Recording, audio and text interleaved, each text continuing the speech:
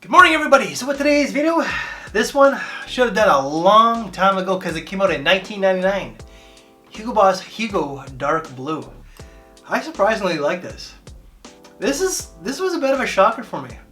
It really was. Top notes for this one here are going to be ginger, grapefruit, orange, lime, and lemon. And the mid is going to be mahogany, cypress, cardamom, geranium, and sage. And the base is going to be vanilla, cedar, benzoin, vetiver, and patchouli, according to Fragrantica. According to Parfumo, because it was a little bit different, top notes: cardamom, ginger, grapefruit, lime. Mid is going to be geranium, cypress, and sage. Base, patchouli, suede, and tobacco. So there's definitely some differences from both note breakdowns, but what I get is that I definitely get a lot of the citruses in the opening. Citruses with ginger, and I really like that. The ginger does energize this fragrance, but at the same time, it warms it up. You do get some spices of cardamom, a little bit of like an amber, benzoin, and I feel like there's definitely like vanilla.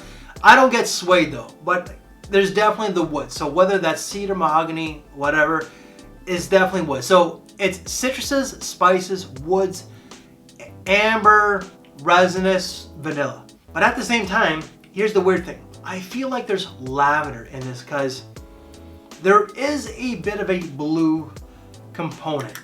I don't know if the fragrance bottle itself was always this type of shaker bottle. A lot of the Hugo fragrances from the Hugo line were these canteens, but they're adding them to these shaker bottles. I don't know why, but I love the smell. It's a simple type of smell that's energizing, fresh, a little warm, but most certainly woody. It's just an everyday fragrance. Spring and autumn time. This will be too heavy for the summertime, in my opinion. You got the citruses, sure, definitely loads of citruses, and that ginger are great summer notes, but it's just a little too heavy. Maybe it's like the benzoin or like that amber type of feel. Maybe it's the vanilla. This fragrance, even though that it's older, this would be a great fragrance for a young guy out there. Yeah, it's 25 years old, 1999 release. But if you're a young guy, don't let that deter you from wearing this. It's very mass appealing. See, back in the day, Hugo Boss did a lot of these freshies, these mass appealing, easy to wear type of fragrances. But the last couple of fragrances that they put out, like Boss Bottled Elixir, Hugo Boss Absolute, very mature, very challenging. Those fragrances are generally not for the young guys out there.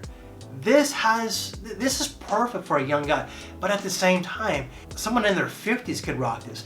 I could see someone having this as their daily driver, their signature scent for years in years. There is that, I don't want to say compliment factor, because I'm not about the compliments. In all honesty, I don't get a lot. If a fragrance gets me compliments, great. But if it doesn't mean it's a bad fragrance. It doesn't make or break my day. It just does not. But there's something about this that I really just enjoy. For me, I'm sure it's the ambery quality, but it's most certainly the citrus and the ginger with the cardamom. Every day, spring and autumn, fall, school, I think that you can rock this to work.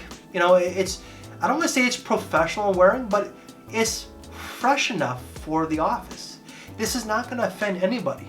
If you do like 20 sprays, then yes, it's going to offend people, just because you don't need to wear 20 sprays. In all fairness, 3 to 5 sprays is all you need.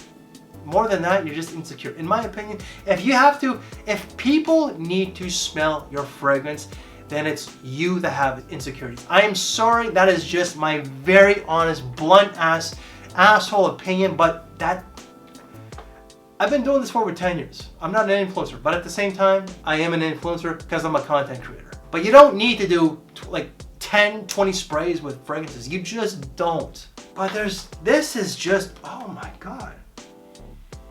This made a video that I have not edited yet that's very underrated. This is like, if you're looking for a fragrance from Hugo Boss that has been forgotten, that is underrated and not going to break the bank, $20 to $40-ish, This is something that you might want to look into. This is everywhere online. Fragbuy, FragranceNet, PerfumeOnline.ca. I am sure that you can get this at Ross, Dress for Less, Marshalls, Burlington Coat Factory, wherever, south of the border.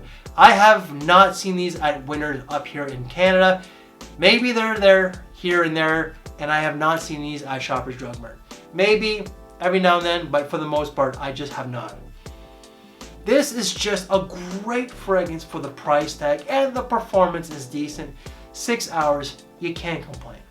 If you're looking for something every day, fall, spring, just every day, not going to break the bank, and fairly long lasting, this is a fragrance I highly recommend that you look into.